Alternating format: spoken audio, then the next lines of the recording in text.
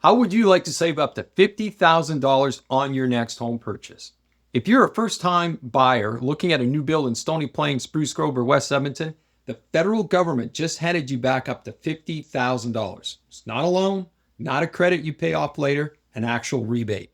And most buyers I talk to still don't know it exists, don't know if they qualify, or they don't even know it can get clawed back if you make one wrong move. So stick around and we'll explain that as well. I'm Murray with the Zielinski Realty Group, and I'm a licensed real estate agent and a mortgage broker. And in over the next 10 to 12 minutes, I'm going to walk you through exactly how the new first-time home buyers GST rebate works, who actually qualifies, and how much it's really worth on a new build for these locations. And more importantly, the mistakes that can cost you the whole rebate. If you would like a personal consultation on how this can work for you and your actual qualification eligibility, message me directly with rebate and I'll connect further. All right, let's dive in.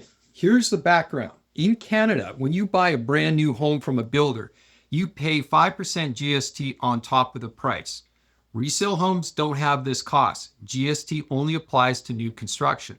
That 5% has always been one of the biggest hidden costs in a new build purchase, and it catches a lot of first-time buyers off guard at closing. There used to be a rebate for this, the GST New Housing Rebate, but it topped out around $6,300 and it disappeared completely once a home passed $450,000. In this market, that old rebate is basically useless. Bill C-4 changed that. It received royal assent on March 12th of 2026, and it created a brand new first-time home buyers GST rebate. For a new home priced at $1 million or less, this rebate wipes out 100% of the GST up to $50,000. Between $1 million and $1.5 million, it phases out on a straight line. At $1.5 million or more, there's no rebate at all. And here's the part that most people miss. It's actually retroactive. If you signed your purchase agreement on or after March 20th, 2025, you can qualify even though the law only passed in March of 2026. To be considered a first-time home buyer for this rebate, CRA requires 4 things. You have to be at least 18 years old, you have to be a Canadian citizen or a permanent resident, and you cannot have lived in that home you own or your spouse or common law partner have owned anywhere in the world in the current calendar year or in the 4 years before it. That spousal rule trips up more people than you would expect. If your spouse owned a home in the last 4 years, even if your name was never on title, you may not qualify. This is one of the first things I check with my buyers before we even start looking at new home builds. You also only get to use this once in your lifetime, and so does your spouse. There's no double dipping. The rebate applies in 3 situations. 1, buying a new home from a builder. 2, building your own home on land you own or lease. And 3, buying shares in a cooperative housing corporation. However, in every case, the home has to become your primary residence and you have to be the first person to ever live in it. So let's put real numbers on this because the size of the rebate is honestly staggering compared to what came before. Say you're buying a new build in Stony Plain priced at $600,000. 5% GST on that is $30,000. Under the new rebate, that entire $30,000 is wiped out. 0 GST. Push it further. A new home at $1 million, GST would normally be $50,000. That $50,000 is gone. That's the maximum benefit under this program. Now, say someone's looking at a home priced at $1.2 million, somewhere in that area. That sits at the midpoint of the phase-out range, so the rebate is cut in half. Roughly $25,000 instead of the $50,000. And once you cross $1.5 million, that rebate disappears completely. And you end up paying the full 5% GST out of pocket. Now, for most first-time buyers looking at new construction in Stony Plain, Spruce Grove, and West Edmonton, home prices are well under that $1 million ceiling, which means a lot of the local buyers are looking at the full 100% rebate. This is definitely different when you're looking at the Vancouver or Toronto markets where prices for an average home can hit that level very easily. On a typical new build out here, that can mean between $25,000 to $30,000 back in your pocket. Money that used in so many other areas when you're getting into a new home.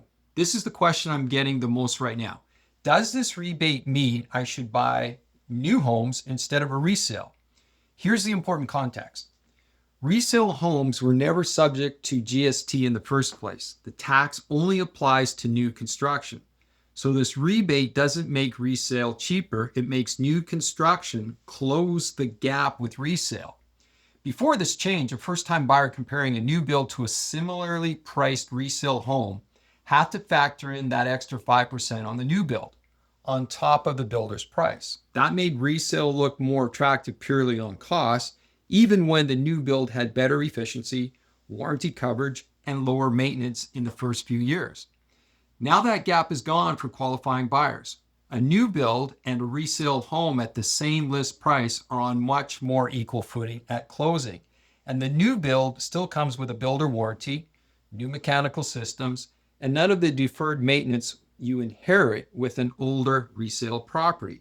Now, granted, a new build will still require landscaping, deck, and possible fencing, but those additions can be handled easier with the GST being removed on the purchase.